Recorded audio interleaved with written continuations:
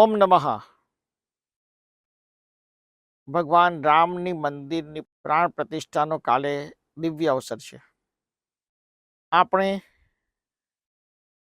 દિવ્ય મંત્ર શક્તિપાત તો પ્રતિષ્ઠાના દિવસનો સાંભળીએ જ છીએ, પરંતુ 22 જાન્યુઆરી 2024ના દિવસે આપણે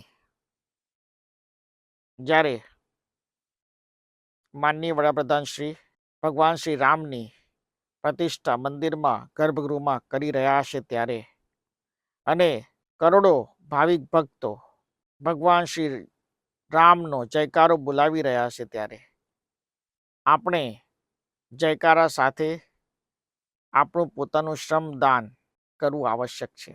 ધનદાન કરવાવાળા કરતાં શ્રમદાન કરવાવાળા મહાન છે.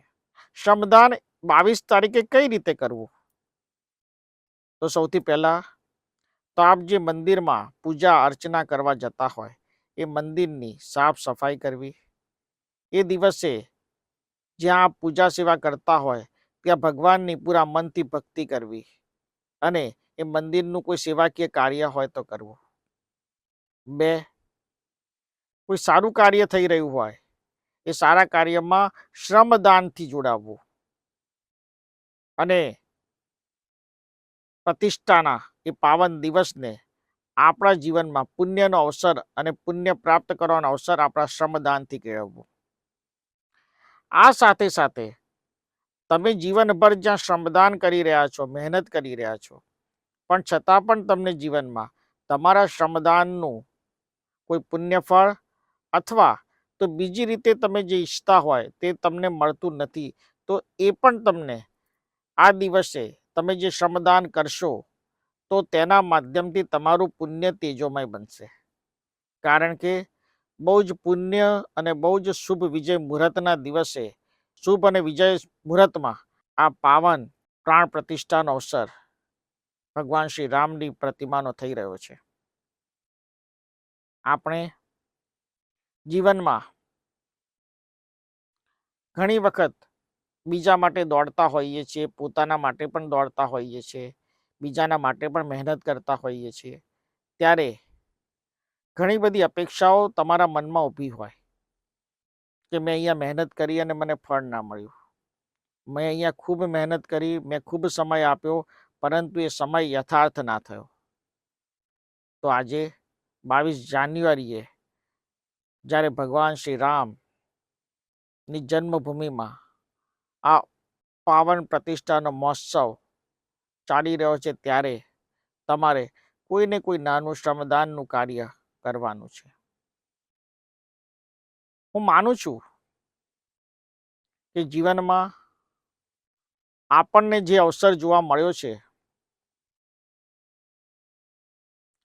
કે વર્ષો બાદ, સદીઓ બાદ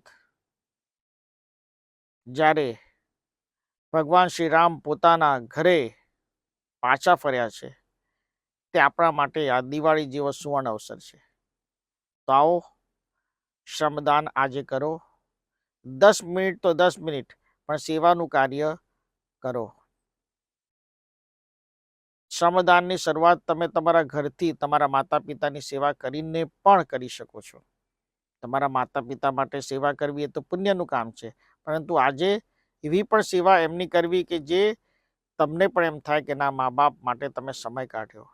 તો આવો 22 જાન્યુઆરીના દિવસથી જ શ્રમદાન અને મહેનતનું જ્યાં પુણ્ય કાર્ય કરવાનું હોય એવી અવસર અને અનમોલ તક જો આપણને મળે તે આપણે તક ચૂકીએ નહીં.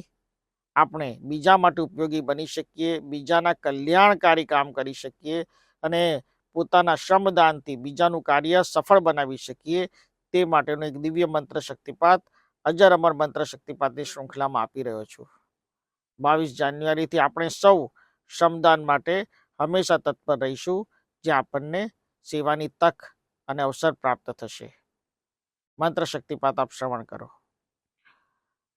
આ મંત્ર શક્તિપાત આપ આજનો દિવસ સાંભળશો તો ઉત્તમ છે, અને તમને લાગે કે ના, આવો મંત્ર શક્તિપાત, દિવ્ય મંત્ર શક્તિપાત અઠવાડિયે એકવાર પણ સાંભળવો જોઈએ, તો ચોક્કસ સાંભળજો. મંત્ર શક્તિપાત શ્રવણ કરો. ओम रामलल्लं त्रहालल्ला वदहानि रामेश्वरं रामं नमः। ओम दावभ्यः रामं सिद्धा सिद्धा नमः। ओम सर्वता सतियुगा विहा विहा रामं वदं नमः। ओम वदवाति वदवाति रावव्यः नमः। ओम नमः। જેમ ભગવાન શ્રી રામે રાવણનો વધ કરી અને આ સંસારને રાવણના ત્રાસમાંથી મુક્તિ અપાવી હતી અને માતા સીતાને અયોધ્યા પાછા લાવ્યા હતા, તેમ આપણે પણ આપણા શરીરમાં રહેલી આળસ નામના રાવણને આજે બહાર ફેંકવાની છે. આપણી આળસનો વધ કરવાનો છે. આપણે આળસ છોડી અને શ્રમદાન તરફ આજથી જ સક્રિય રહીએ એવા મારા આપને આશીર્વાદ છે. ઓમકારના દિવ્ય ચૈતન્ય અને આશીર્વાદ આપને મળતા રહે એવા મારા આશીર્વાદ છે. ઓમ નમઃ, ઓમ નમઃ, ઓમ નમઃ.